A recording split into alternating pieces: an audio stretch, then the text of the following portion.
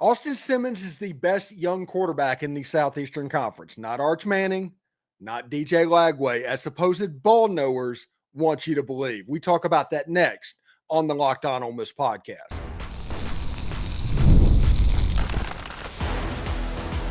You are Locked On Ole Miss, your daily podcast on the Ole Miss Rebels. Part of the Locked On Podcast Network, your team every day.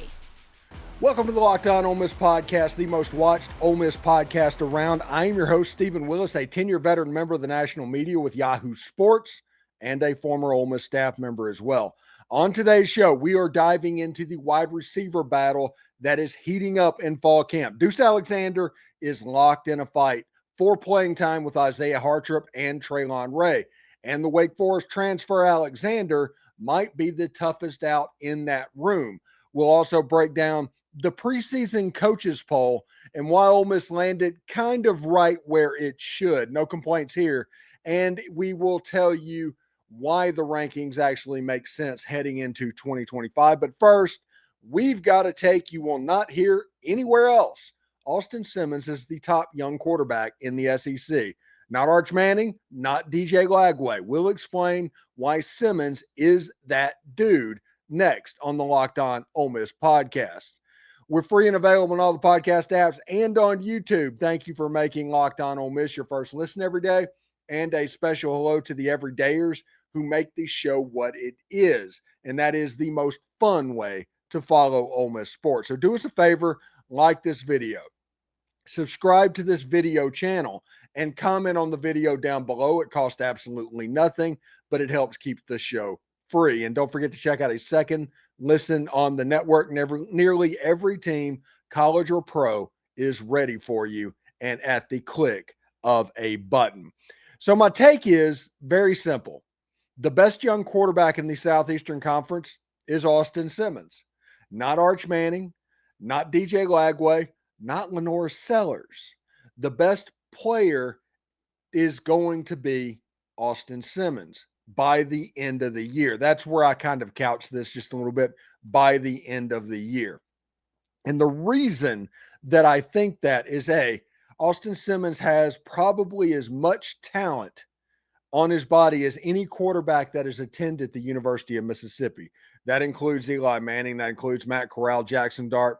As far as pure talent goes, Austin Simmons has it overflowing. And Austin Simmons has a legitimate chance, in my opinion, to be a 1-1 level quarterback. We will talk eventually with John Forcade and Bill Flowers and get into our roster of former players to talk about what this athlete brings to the table as a quarterback. But as far as talent goes and the tools go, he has everything. He has a stronger arm than Arch Manning. He has more mobility than DJ Lagway. He has more processing ability than anybody likely in the entire SEC, if we're going to be honest about it. He has everything at his disposal to be an electric player. Not even joking about that. An electric player. One example that I have is a year ago, look at his numbers. He was only 19 to 32, 282 yards, 2 touchdowns, and 0 interceptions. But in his biggest moment, in the biggest thing, we have all seen this game as an Ole Miss fan. We are all understanding how it goes. Jackson Dart came out against the Georgia Bulldogs and didn't quite look right. Threw an interception on the first drive. There were some pass protection issues. Georgia went down and scored a touchdown to go up 7-0. Jackson Dart went to the locker room. We have all seen that game. We have seen that game to where Georgia wins 35-7, 42-14. We have all seen that. Austin Simmons came into the game and honestly leveled a player of the game type performance by leading Ole Miss down the field, going 5 for 6 for 60 yards or something like that, completing a big 4th down pass, a 3rd and long completion to Caden Lee.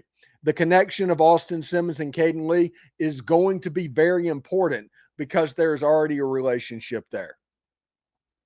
There is a reason that Lane Kiffin, who twice tried to recruit over Jackson Dart as far as players coming in. Twice tried to do that.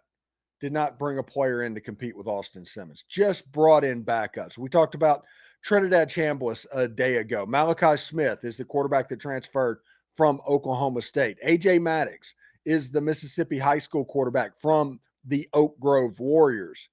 None of them is Austin Simmons.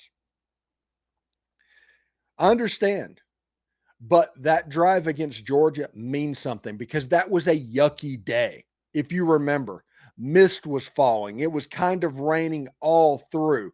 And Austin Simmons not only came in, but he came in and turned the ball loose. I think J.D. Pickell talked about that. The weather is such that, hey, let him hand it off 3 times and see what happens. No, Lane Kiffin trusted Austin Simmons. And that's important that Lane Kiffin trusts Austin Simmons. How many times has Lane Kiffin had bad quarterback play in his coaching career? When you look at a quarterback, it's like, well, the guy that Lane Kiffin had didn't quite have it. That's right, none. And he completely trusts Austin Simmons. Now, in a similar situation, the University of Texas was playing the University of Georgia on their home field. That night was a crystal clear night for a quarterback throwing the football, and Arch Manning was inserted into the ball game. Arch Manning proceeded to not really do anything, fumbled the ball, ended up helping Texas lose that game to the Georgia Bulldogs like they did twice last season. Arch had a chance to come in, did not succeed in exactly the same position, although better weather than Austin Simmons had. DJ Lagway, in the 6 games that he started last season, Florida won all 6 games. And that is because his arm talent and his talent as a group and as a whole kind of carried the Florida Gators. They lost some games earlier in the year. They got going towards the end. They won against LSU. They won against Ole Miss, both games in the swamp. DJ Lagway completed a touchdown to send the Tennessee game to overtime. He is a good player, but the strike that goes against DJ Lagway is that he was injured for most of last season, and coming into spring practice and fall camp, the injury bug has been around. Now, he's going at it full speed. He's doing what he has to do. But who's to say it doesn't happen again? It is becoming a constant thing with DJ Lagway. I think the health factor makes Austin Simmons step above DJ Lagway. What about Lenore Sellers? Everybody talks about Lenore Sellers. He played for the South Carolina Gamecocks a year ago and at times looked pretty spectacular as a player, including against the Clemson Tigers. But this is the thought process that goes through my head on this. If Ole Miss would have played South Carolina in Williams-Brice Stadium, it was on the road at South Carolina. South Carolina was not going to score a touchdown that game. Lenore Sellers are not. And South Carolina has lost pieces that would have helped. No Rocket Sanders. We're not 100% sure if the running back that they expect to play is going to play.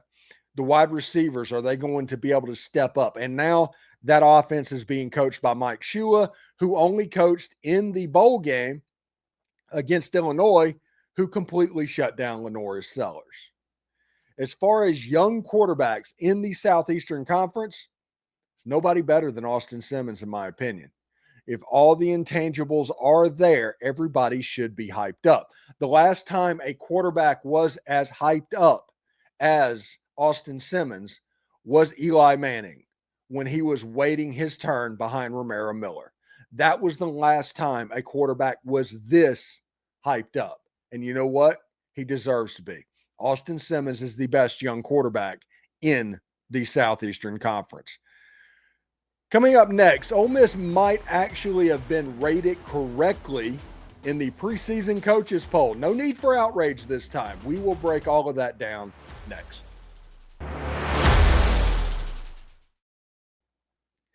You ever wished managing your money felt a little bit easier? With Monarch Money, it can. Whether you're growing your savings or planning a big purchase, Monarch helps put you in the driver's seat. It's kind of like having your own personal CFO, giving you full visibility and control over your finances. Monarch Money is more than just a budgeting app. It's a complete financial command center. You can track all of your accounts, investments, and spending in one place. So in addition to managing your money, you're also building that wealth. When I started using Monarch Money, the first thing I noticed was how much I was ordering out to eat. How much money did I have that was being wasted on the account of laziness? Monarch helped me clean all of that up, and now we are thriving financially.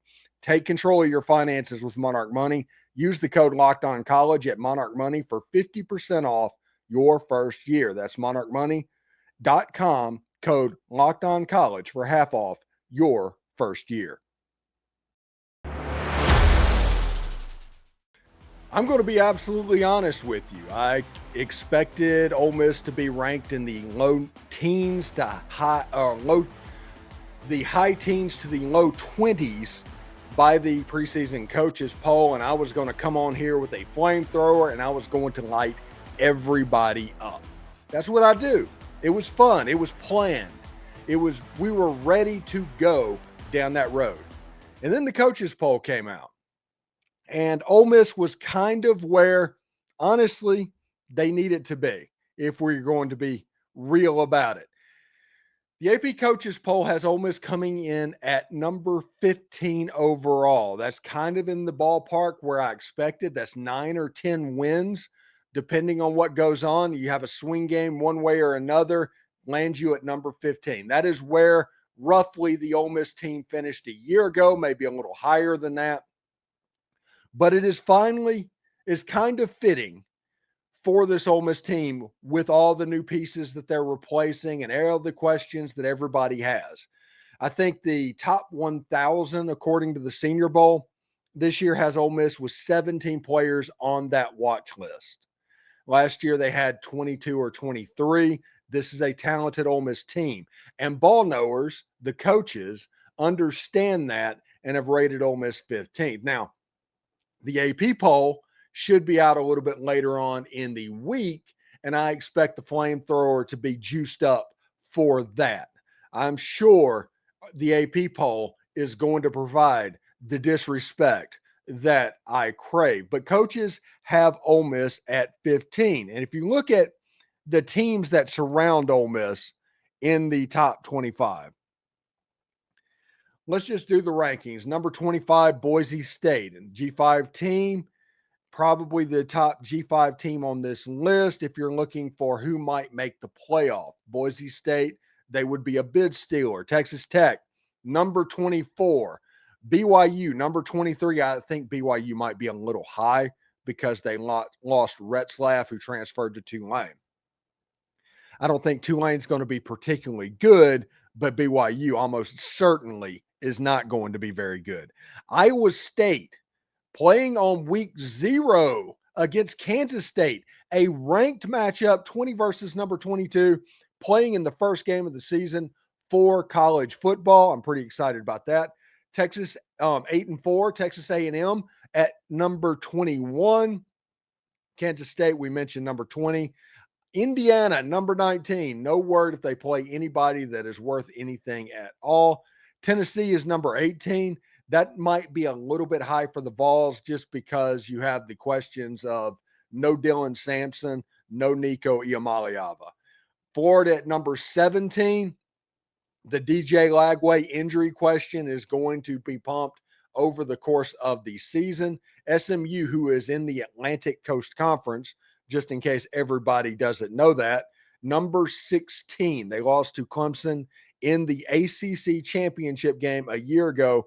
Rhett Lastly really has them kind of going, and it's shocking, right, that SMU would be good in the era of paying players.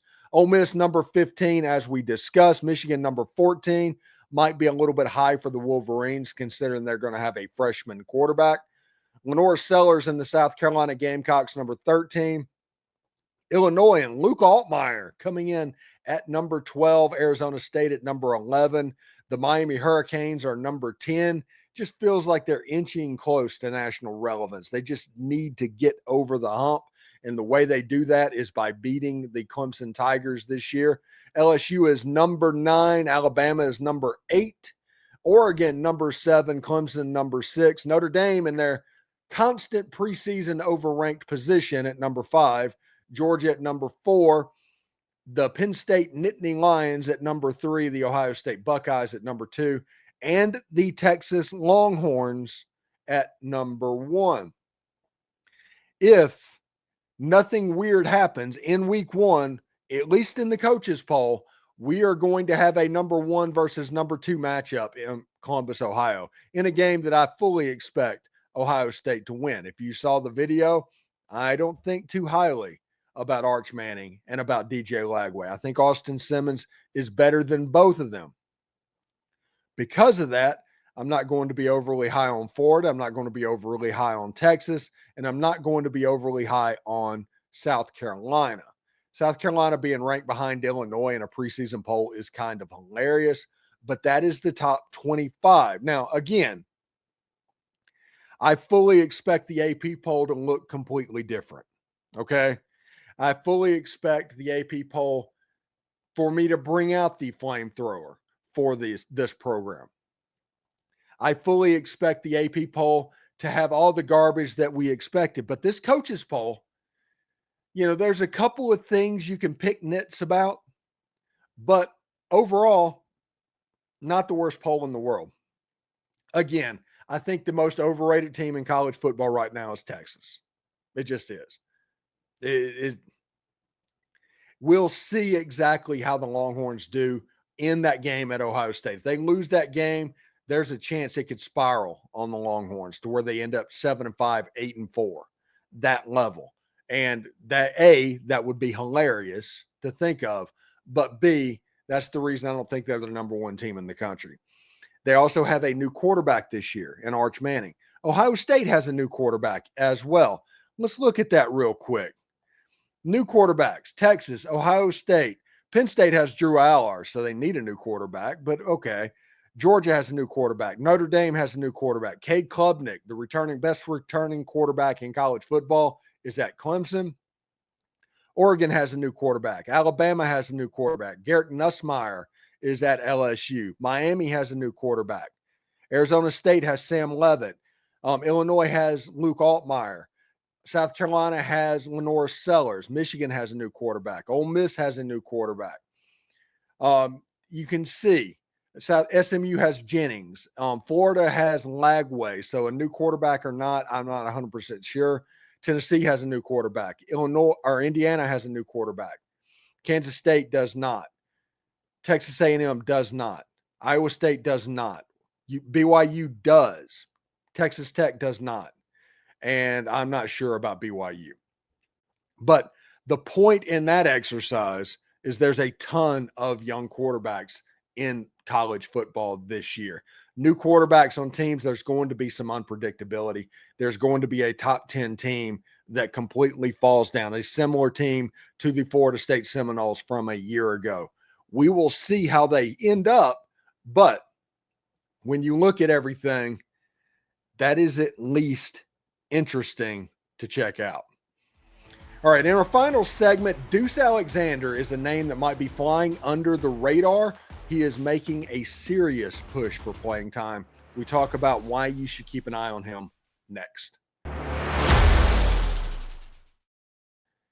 It's time to fuel up and turn it up with 5-Hour Energy Transfusion. It brings the bold grape, ginger, and lime flavor of your favorite golf drink, minus the alcohol, of course, into a quick, energizing shot. Whether you're sinking birdies or just making memories with friends, this one's a hole-in-one for your energy game.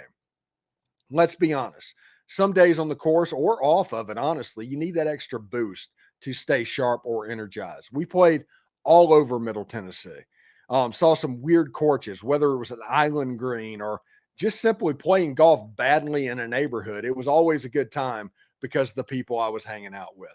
And that is what golf is all about. It is about good times with good people and good flavors, of course. With grape ginger lime flavor, it gives you the best parts of your clubhouse game without chasing down the bev cart. If you go to 5hourenergy.com today, that's the number 5hourenergy.com, and you can use my code LOCKEDONGOLF to receive $20 off your order. This order is only valid until September 30th, and it is on one order and can't be used with other promotions. This code is not good on subscription orders either. Whether you're meeting up with friends or trying to turn 18 holes into 36, get the energizing boost you need to power through. Order transfusion flavored 5-hour energy shots today. Let's look at another player that is standing out in fall camp, and it's not necessarily an unexpected player like we did yesterday with Izaiah Hartrup as somebody that is rising up in the receiver room. This is somebody that is a young player, but is a talented player. I think his dad coaches route runnings in high school. He's a good athlete, and you're starting to see him pop up on Ole Miss's socials. For the faint of heart that doesn't know what's going on, pay attention to the Ole Miss social media account, because they only put the players up there that are performing well. If you have a Kewan Lacey or a Deuce Alexander, they will give you hints. They won't give you a depth chart, but they will give you hints about who is playing well. And one of the players that's playing pretty well right now is Deuce Alexander. He is a transfer from Wake Forest. And yesterday on Instagram and on the socials, you saw him take an end around to the house. And the quickness behind it. Somebody in the slot running the jet sweep is interesting. I heard that Deuce Alexander and Traylon Ray, they're fighting out with Harrison Wallace, for playing time. But if Deuce Alexander has the positional flexibility to play inside of the slot, you can see that he might have an opportunity to get on the field even a little bit quicker. Now, we didn't even talk about the young guys, Caleb Cunningham, Winston Watkins, those guys. These are just transfers that have come in the last couple of weeks. And Deuce Alexander at Wake Forest, he had 36 catches, 400 yards, 2 touchdowns for the Demon Deacons. And if you want a 3-horse race of what's going on, it's kind of a 3-horse race at the moment for playing time. Because I think Harrison Wallace is a starter over on the Y position. I think Deshaun Stribling is going to be the starter in the X position. And Caden Lee is going to be the starter in the slot.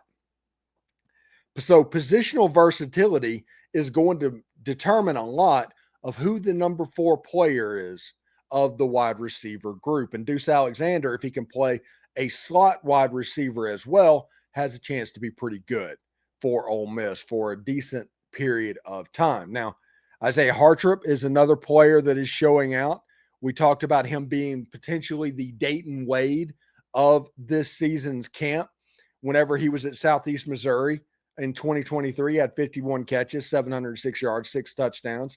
He was somebody that played 2 snaps in the Gator Bowl, but because he was injured was the reason he wasn't playing over the course of the season. But Hartrup is somebody that has found himself honestly moving up into the rotation in a serious manner. And the 3 players that you need to pay attention to, Traylon Ray, Izaiah Hartrup, and Deuce Alexander, that's the group that's kind of the leader in the clubhouse right now, I think, for the 4th wide receiver for the Ole Miss Rebels. And then Deuce Alexander, he's getting a lot of love at the moment. He's, as he should.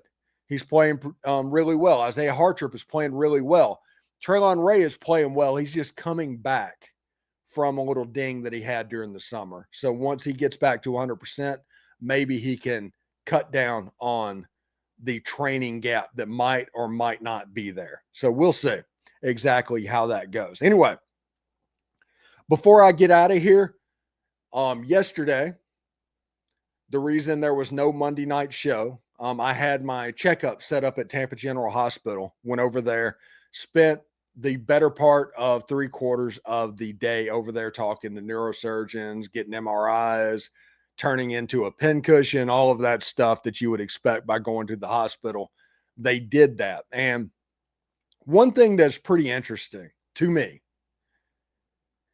is how quick they're able to turn around the patients and everything. I spent more time like hurry up and wait since I was in the military anytime I go to the hospital. But instead of burying the lead, after my surgery, one of the surgeon assistants said that they think they got 90% of the tumor, but they needed to wait and see until the MRI to see it collapse upon itself and all of that stuff. They did a before and after photo, and I put it on my Twitter account as well.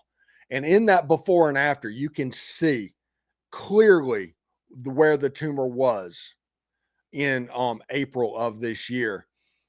And then after the surgery, you can see where it is after everything collapsed. They did get 90% of the tumor. The only part of the tumor that they even left alone is on my facial nerve. And that is something that I need to do this. And that was my concern about that stuff. But the point is, it looks like I'm going to be all right, everybody. Thank you so much for sticking around and bearing with me this season. We thought it was going to be a weird year.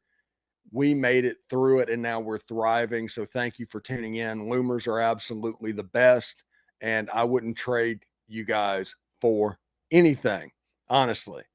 So thank you for making Locked On Ole Miss your go-to source for Ole Miss sports. We pride ourselves on offering the most comprehensive perspectives, which is why we're the front door of Ole Miss. If you don't believe us, search Ole Miss Podcast on Google and see how many times that we come up. Do not forget to subscribe to the channel, like the video, and comment down below. It is completely free and it helps the show.